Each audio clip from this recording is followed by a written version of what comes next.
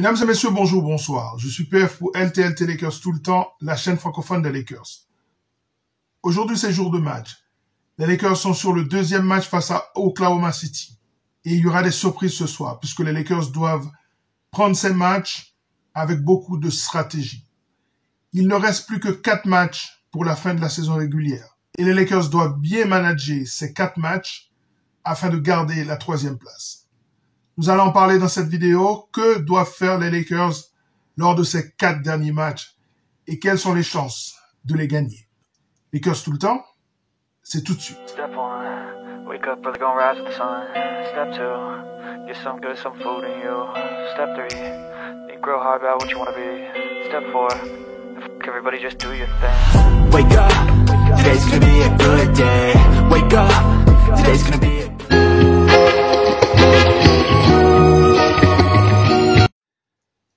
Les Lakers peuvent terminer 2e, 3e, 4e, 5e, 6e, 7e ou 8e de la conférence Ouest. Autrement dit, tout est ouvert. Les enjeux sont considérables. Entre le fait d'être 3e et le fait d'être 8e, c'est un monde qui s'ouvre et un autre qui se referme devant nous. Dès lors, il va falloir être très stratégique. Si nous sommes 7e ou 8e, ça veut dire que nous avons une semaine de basket en plus. Si nous sommes 3e, nous avons une semaine de préparation, de repos en plus. Donc, c'est extrêmement important de savoir le résultat final de cette équipe. Nous allons continuer à en parler dans cette vidéo.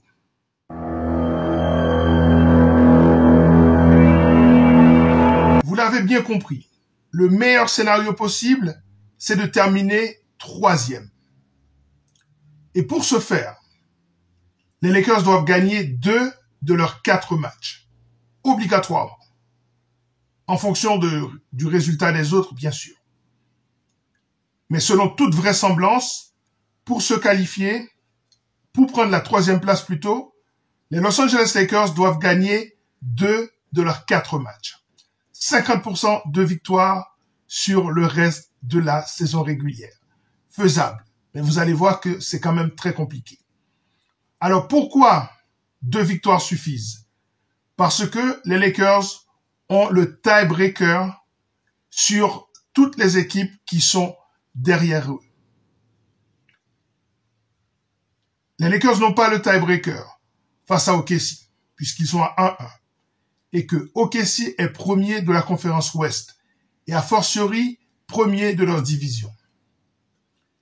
Les Lakers n'ont pas non plus le tiebreaker face à Houston. La série est à 1-1, et le dernier match se joue samedi.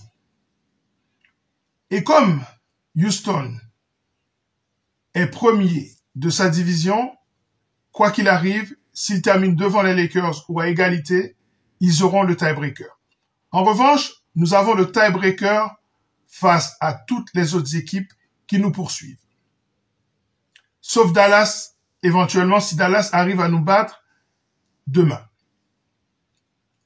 Prenons le cas des Warriors. Les Lakers ont gagné la série 3 victoires à 1. La seule victoire des Warriors, c'est cette victoire il y a quelques jours. Sinon, c'était un 4-0 contre cette équipe.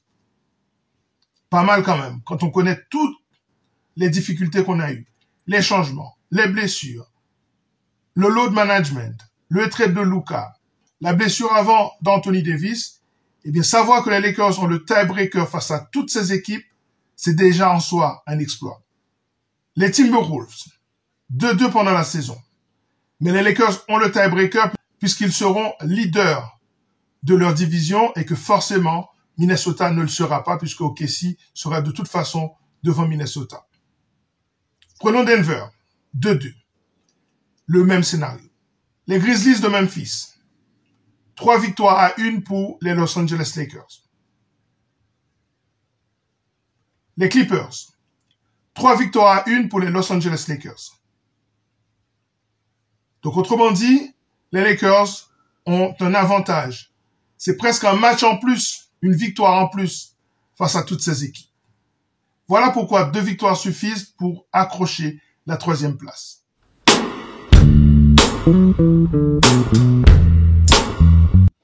Avant d'aller plus loin dans cette analyse, il faut se poser une question. Et cette question, je vous la pose, vous, abonnés de Lakers tout le temps. Vous, fans des Lakers, vous, fans de NBA, vous, fans de basket. Est-ce que vous préférez que les Lakers terminent 2e ou 3e? Je vous donne 5 secondes. 1, 2, 3, 4, 5. Et bien entendu, si je pose la question, c'est qu'il y a un piège dans cette question. Personnellement, je préfère que les Lakers terminent 3e. Bien sûr, ça a un prix. Au 2e tour des playoffs, le 2e jouera le 3e. Et le 2e aura l'avantage du terrain. C'est vrai. Mais comme je n'ai pas peur de Houston, qui est une équipe relativement jeune, et je pense qu'ils sont un bon match-up pour nous, je préfère qu'on soit 3e pour la raison suivante. Quelle est cette raison? Quand vous terminez 3e, vous connaissez votre adversaire à la fin de la saison régulière. Donc non seulement vous avez une semaine, mais cette semaine-là, vous pouvez l'utiliser pour étudier votre adversaire. Votre adversaire vous connaît aussi. Mais compte tenu des qualités de LeBron, de J.J. Redick, c'est mieux de connaître son adversaire un peu à l'avance. Et je pense que quel que soit l'adversaire face aux Lakers, si les Lakers ont une semaine pour se préparer pour cet adversaire donné, eh bien, il n'a aucune chance face à nous. Ça, c'est mon avis. Pourquoi? Parce que si vous êtes 2e, vous attendez au moins le premier tour des play-in, c'est-à-dire le match entre le 7e et le 8e, pour savoir qui gardera cette place de 7e. C'est ce que moi j'appelle le premier tour des play-in.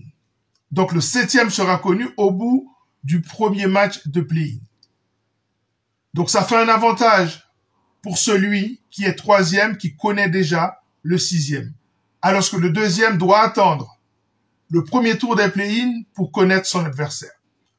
Donc compte tenu de la difficulté d'aller arracher cette 2e place, et je vais vous expliquer pourquoi, je préfère que les Lakers terminent 3e.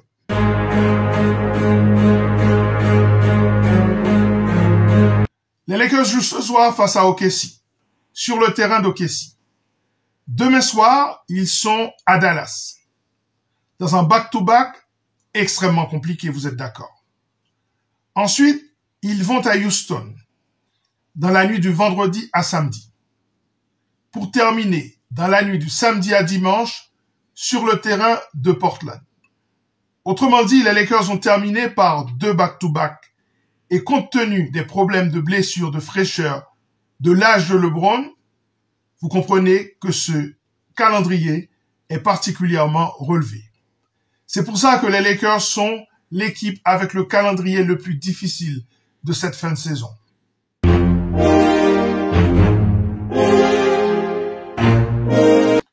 Les Lakers ont écrasé Oklahoma il y a quelques jours de cela. C'était dimanche à 21h30. Sans doute la meilleure victoire des Los Angeles Lakers face à une équipe qui a repris la première place au niveau des meilleures défenses et qui est la meilleure attaque de toute la NBA, qui a le meilleur bilan de toute la NBA. Autrement dit, les Lakers ont envoyé un message à toute la ligue. Mais est-ce que vous avez besoin d'aller vers ce match ce soir avec toutes vos forces, sachant que vous avez un back-to-back le lendemain face à Dallas dans un match qui sera chaud?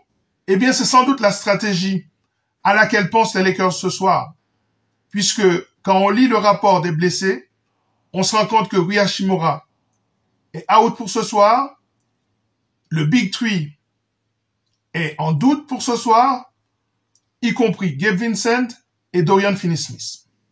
Autrement dit, 6 joueurs majeurs ne seront probablement pas là ce soir. Et est-ce que les Lakers ne seraient pas en train de laisser filer ce match? Et d'un autre côté, peut-on comprendre ce sacrifice de ce match, sachant que de toute façon, OKC va arriver vénère ce soir, ils vont tout faire pour essayer de gagner ce match, et qu'il est toujours difficile de battre une telle équipe 2 fois de suite, et compte tenu aussi du fait que le lendemain, c'est à Dallas. Donc, plus que probablement, les Lakers seront très diminués ce soir, et ils perdront ce match. Donc, si vous avez bien compris, il restera à gagner 2 matchs sur les 3 derniers. Risqué, pas vrai? Mais au fond, on n'a pas tellement le choix. On avance.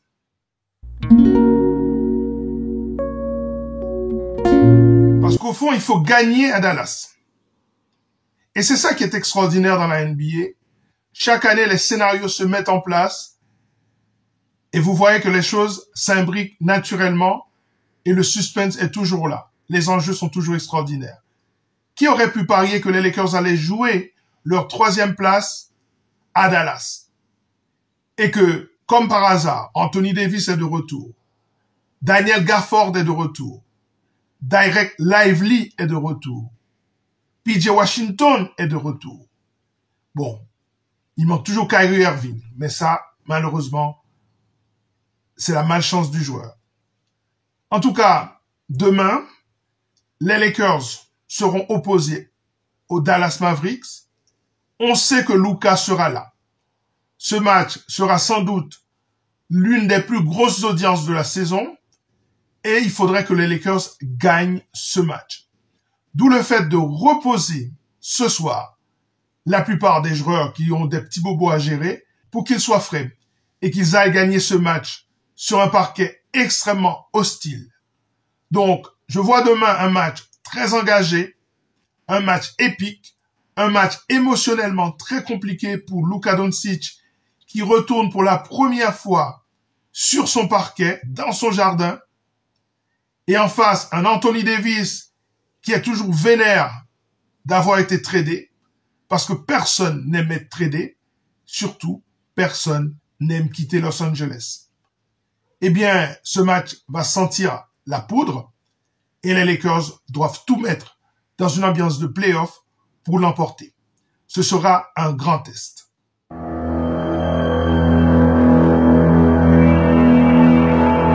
Dans la nuit du vendredi à samedi, les Lakers seront au Texas encore, mais cette fois dans la ville de Houston.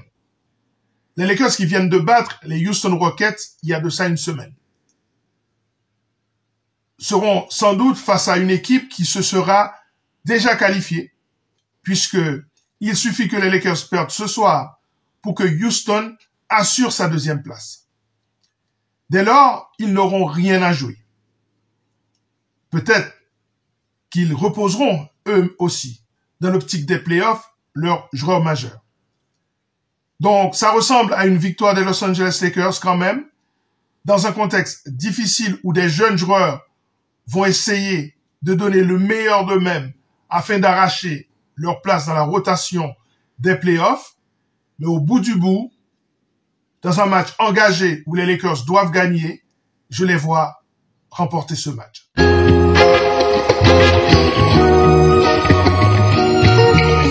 Dans la nuit du samedi à dimanche, les Lakers seront sur le parquet de Portland.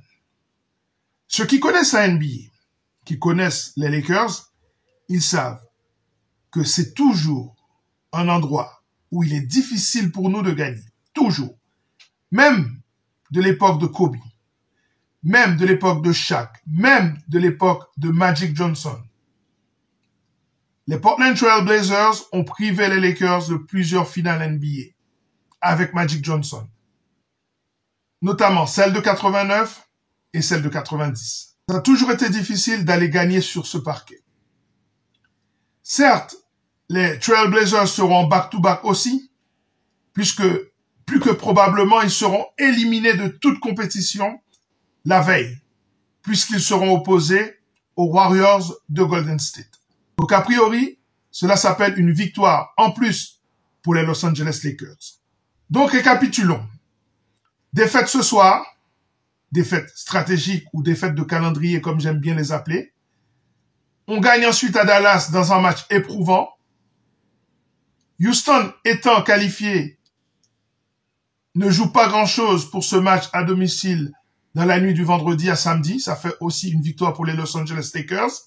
Et puis plus que probablement, après une défaite des Blazers face aux Warriors, ils seront éliminés de toute compétition et les Lakers pourront arracher, même fatigués, cette victoire. Sachant qu'au bout du bout, ils auront une semaine de plus de repos que leurs adversaires. Voilà, c'en est terminé pour cette émission consacrée à ces 4 derniers matchs des Los Angeles Lakers, matchs au cours desquels ils doivent faire preuve de beaucoup de sens, de stratégie, puisque ce sont 2 matchs en back-to-back. On revient demain pour analyser ce match. Prenez soin de vous, à bientôt. Ciao.